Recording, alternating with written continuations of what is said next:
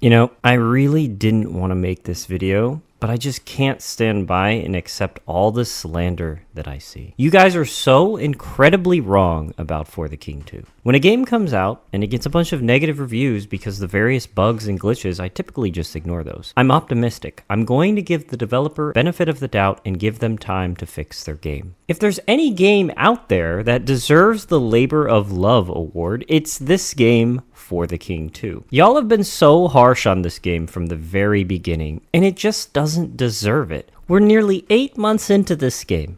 It still needs a lot of work, but it's come such a long way, and all that hard work should be recognized. It's completely fine to not like a game, but please do so for the right reason. Nobody cares that you're bad at a game. That's a you problem. Talk about the core gameplay issues and use that as a reason to not like the game. Let's start here with the ducky. If you read this review in full, it has a lot of positive points. I sort of don't understand why they gave it a downvote after a mostly positive review. Campaign is serviceable.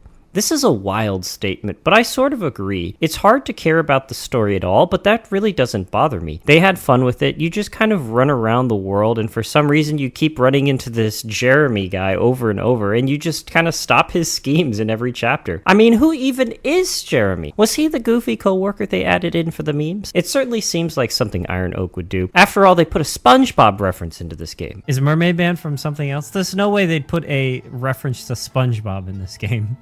That's Mermaid Man's suit. Evil! The Duck made some points about characters that I'd like to touch on here. I also need to preface that my opinions are from the viewpoint of playing this game on Master. Playing the game on Apprentice and playing the game on Master are two entirely different experiences. The choices you make on Master are much more critical and there's a much smaller room for error, so you wind up spending a lot more time on the game. Anyways, it's hard to balance a game like this. Yes, there are some characters and mercenaries that are much more valuable and impactful than others. Did you read it? There she is! Who? Where? What? We gotta get this right now. What are you talking about? Wait, she's level 3? Oh, we gotta get her. Oh, Hannah? If you don't think Herbalist is the most valuable class in this game, then I don't believe you've even ever played this game. Everything you do is to keep the Herbalist alive. She is the most important character of the group. On lower difficulties, you can just do whatever you want. You can use 4 shepherds and just play sheep game. But on Master, when you have no life, are constantly taking fights harder than your level, the Herbalist is the one thing that brings you hope and keeps everyone alive. Especially since healing is a secondary action and she can party heal outside of combat, it's not uncommon to set up a run and have Herbalist also being the DPS character. We want to set up our characters for success, and being primarily intelligence-based, you have a lot of options. In FTK 1, all you needed to do was get that penguin staff and a special trinket, and you're golden. Unfortunately, the penguin staff isn't in FTK 2, but we still have a lot of options to outfit our party healer and allow her to absolutely carry the team. That's honestly it. The key to winning on Master is entirely in the hands of the Herbalist. And I'm sorry, this one is more than just an opinion. Anyways, back to Duck. Duck's opinion of Friar is pretty crazy. If Cheers procs, it doesn't spread the side effects of the alcohols to your party member because he also has Iron Belly. If you think Friar is a bad class, again, you've probably not even played FTK 2. Sorry about this, Duck. Try again. The bosses are no longer fair. They're just able to do things not on their turn when you get them to below a certain HP threshold, which can result in a boss just insta-killing your characters. The first game's art style had a certain charm to it. Okay, there's a lot to unpack here. Uranium 235. I will agree that the auto boss attacks that happen at, say, 50% health remaining are pretty annoying. Dude, listen, you're never gonna find anyone as excited about this game as me. I've got like... Stop attacking my guys, dude! Leave them be! But you know that's coming, so just be prepared for it or just get good. I don't know what to tell you. I'm not sure what the comment about the first game's art style is about. Sounds like they're sort of implying that the second game doesn't have its own charm. If this is the case, I'm actually offended. There's no reason y'all would know this, but I've talked so much about how much I love the visuals of FTK 2. Dude, this game is gorgeous. I love everything about the art style and art direction. The level in this detail is absolutely incredible. Next time you play this game, just look at the battlefield you're on. right? Maybe you're on that one that has the river, or you're on a bridge, or whatever. There is so much detail in that surrounding where you're fighting, and there is so much to appreciate at the visuals. It's beautiful. But you know what, Uranium-235? The only thing you're used for is evil. I bet if it were up to you, you'd just blow up Fahu, wouldn't you? Absolutely terrible. Now we're on to our friend Verzik. They're trying to tell me that the game is a complete downgrade from FTK1 when it's objectively not.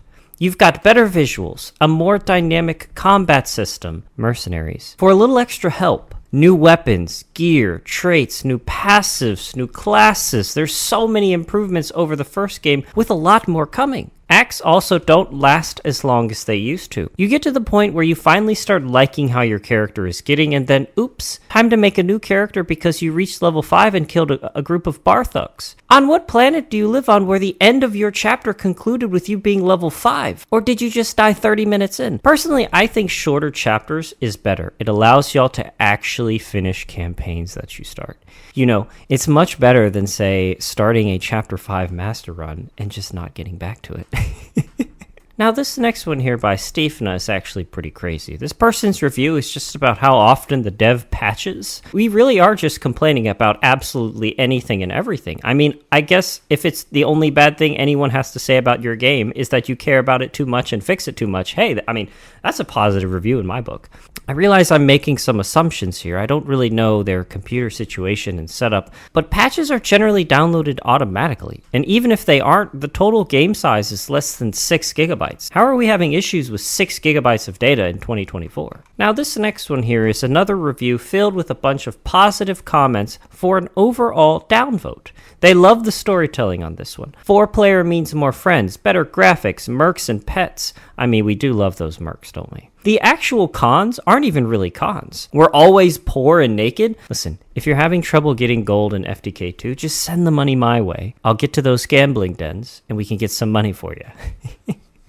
And also, being naked? That's a con? Okay, alright. The quest mechanics. Too many things vying for your attention and literally not enough monsters to level you up on the way. The balance is just off. We're unable to be high enough levels to survive hard fights, but when we tried to run around and level up, the fights got harder. Death spiral in a way that the first one didn't seem to struggle with. I'm going to try and not be too mean to you, Za. You seem like a pretty neat person. But my friend, this is simply a skill issue. You're going to have to take fights where you're underleveled. I would guess you just don't have a really good understanding of utilizing the tools in your toolbox. This just takes more than 16 hours to learn, my friend. One of the beautiful things about the majority of FTK2 runs is there's almost always a way to get out of the situation you're in. Using things like your herbs, understanding elemental effects, shock, interrupt, all these things will help you get out of that fight. There are so many potential answers for the problem you're standing in front of. And that is what's so beautiful about this FTK2 game. In their cons section, they start about the classes and started off by saying, "They are so cool," in caps. All right, buddy. Thanks for the laugh on this one. This honestly just sounds like a positive review. Like, you like the game. I hate to tell you, but I think you like the game. All right, now, this Indeed one is probably going to be the best one that we've seen so far. I apologize in advance. I'm kind of going to go in here. I've got a lot to say about this one. The map generation makes the game 90% walking to a new location or wandering around trying to find them. Yes, that is correct. Have you ever played an RPG before? That's sort of how all of them work. You need to explore to find various points of interest. In FTK2, you'll find a new biome or area on the map, and it will contain a sanctum, at least one stone hero, and at least one dungeon. The layout of the map doesn't change, but where stuff spawns does. So you need to spend some time looking around the map to find those sanctums, stone heroes, those various encounters. I've really just never heard anyone complain about the map in FTK2. It's just so much fun to explore and randomly find those encounters. Sometimes it's a gambling one. Sometimes it's one of those ones where you can get a pet. And as long as it's not the spider one, it's a good one. That's right. Edna is pretty great, okay? Listen. Y'all hating on Edna. Stop hating on Edna, all right? She's wonderful. Yes! We hit the 22! Edna? The farmer is not awesome mechanically. Yeah, but like, why though?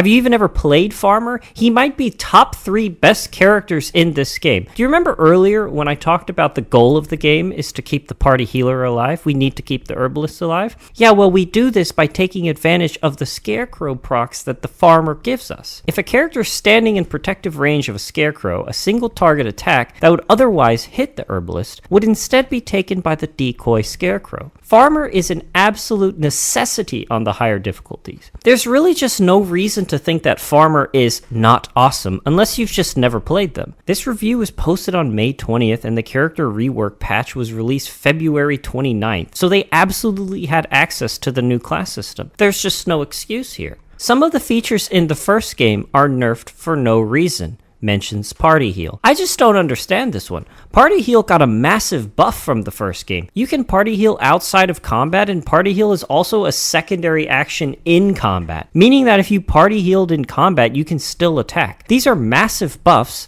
and it furthers the point of Herbalist being the most important character in the party. The chaos mechanic doesn't feel pressing or urgent. For someone who clearly doesn't understand how the classes work and the value of party heal, I can't imagine you actually think the game speed is too slow for you.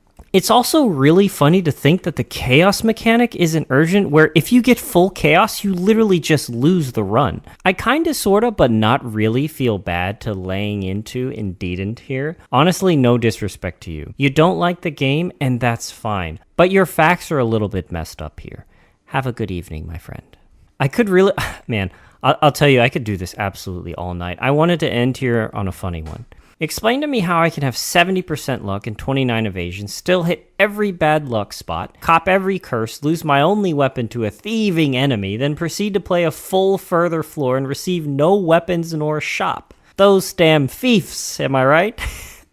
Honestly, this sounds like average Nerbly luck. I feel for you, my friend. Some people out there just have all the luck in the world in this game and leave none of it for the rest of us. Some of y'all are getting those red goblin bombs over and over, and then when it comes to the Wheel of Death, 9 out of 10 times it lands on a positive wedge, while I'm over here hitting 2 out of 2 of the worst wedges you can even get. It's just the way she goes, I guess. Listen, FTK 2 is a great game. It's fine if you don't like it, but please get your facts together. Because a lot of these describe cons that don't even really exist, or they just show lack of understanding of the game. Give the game more than 30 minutes of playtime, and then we can talk about the issues. I might make a part 2 of this video, I might not, I don't know. Anyways, get out there, say farewell, adventurers, and I'll see you in the next one.